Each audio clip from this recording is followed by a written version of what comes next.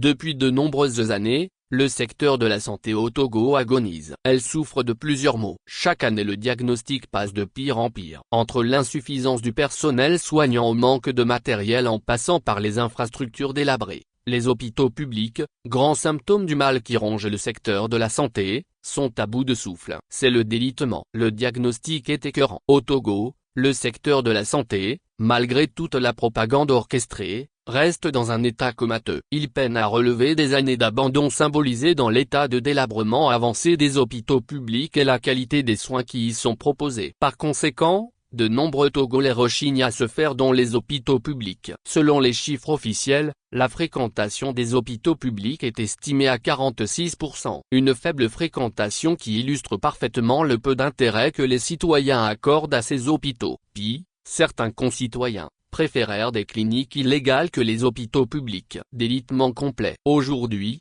les hôpitaux publics sont dans une situation alarmante, dans un état de délitement. Certains observateurs parlent même de la crise de l'hôpital public. Et la contractualisation mise en place depuis quelques années, pour apporter un changement affiche des résultats des plus décevants. La publication des résultats d'un audit de ce mécanisme de gestion est toujours attendue. Il y a quelques mois, l'Institut d'enquête a publié une enquête qui laisse sans voix. La majorité des répondants ayant eu affaire à un hôpital public pendant l'année écoulée signalent avoir au moins une fois eu des problèmes de long temps d'attente, 77%, de délabrement des infrastructures, 71%, de pénurie de médicaments ou d'autres matériels, 68%, et d'absence de médecins ou d'autres personnels soignants, 54%, montre l'étude réalisée par Afrobaromètre.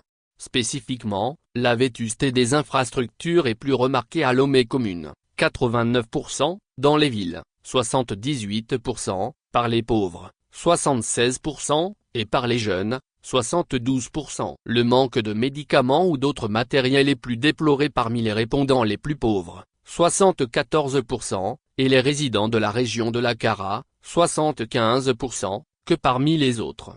Par conséquent, la majorité, 56%, des Togolais désapprouvent les performances de leur gouvernement dans l'amélioration des services de santé de base, soulignent les auteurs de l'étude. Malgré certaines réformes enregistrées dans le domaine, l'accès aux soins de santé de qualité reste un défi prioritaire pour les Togolais. Pour beaucoup de citoyens, l'accessibilité aux soins s'avère difficile pour plusieurs raisons dont entre autres un manque de respect du personnel soignant, un manque de médicaments et autres fournitures sanitaires, l'absence des médecins ou de personnel soignant dans les hôpitaux, et les longues files d'attente. Toutes ces difficultés sont susceptibles de contribuer à l'insatisfaction des Togolais vis-à-vis des performances gouvernementales en matière de promotion des services de santé de base, conclut-il. Cette enquête réalisée en mars 2022 est l'une des premières provenant d'une organisation indépendante depuis l'avènement de la contractualisation des hôpitaux publics au Togo. En effet, 2017 les hôpitaux sont rentrés dans le système de contractualisation. Il s'agit de confier la gestion des formations sanitaires à des structures privées. Le but de la contractualisation est d'harmoniser les ressources par rapport aux prestations et à la satisfaction des populations. Cette approche va permettre à l'hôpital de dégager plus de bénéfices et d'investir dans un fonctionnement optimum, l'objectif étant la satisfaction de la population et d'arriver à une meilleure gestion des hôpitaux publics, avait soutenu l'ancien ministre de la Santé professeur Moustapha Mijiawa. Les résultats connaissent une courbe ascendante, a-t-il indiqué en août 2022. De plus nombreux témoignages des citoyens qui fréquentent encore les hôpitaux publics montrent suffisamment que les hôpitaux publics restent dans une situation grave. Les cas de décès faute de médicaments et donc de la qualité de la prise en charge sont légion. Des efforts propagandistes. Pourtant,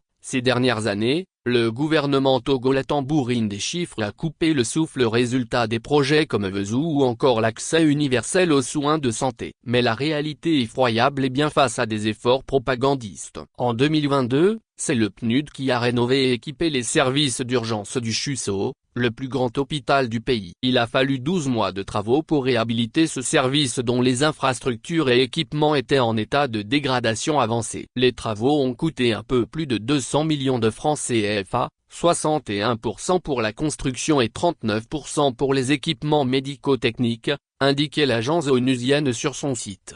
Depuis le 1er mars, l'ancien bloc opération du même hôpital a été rouvert grâce à une organisation non gouvernementale. Ce bloc opératoire dédié à la traumatologie dispose désormais d'une lumière cialytique, d'une table d'anesthésie, des bistouris et des boîtes pour opérer. Il n'y aura plus d'attente en traumatologie. On ne dira plus qu'il n'y a plus de salle opératoire, a lâché à la réception de l'ouvrage l'un des responsables de l'hôpital.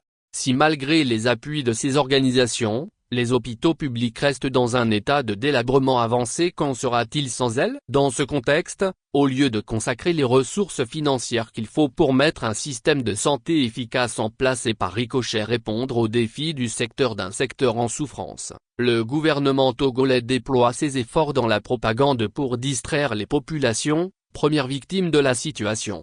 Le Mieblanbelli. Source, lecorrecteur.tg